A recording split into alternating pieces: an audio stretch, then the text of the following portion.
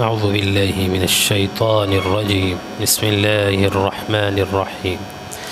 تبارك الذي بيده الملك وهو على كل شيء قدير، الذي خلق الموت والحياة ليبلوكم أيكم أحسن عملا وهو العزيز الغفور، الذي خلق 7 سماوات طباقا ما ترى في خلق الرحمن من تفاوت فارجع البصر هل ترى من فتور ثم ارجع البصر كرتين ينقلب إليك البصر خاسئا وهو حسير، ولقد زينا السماء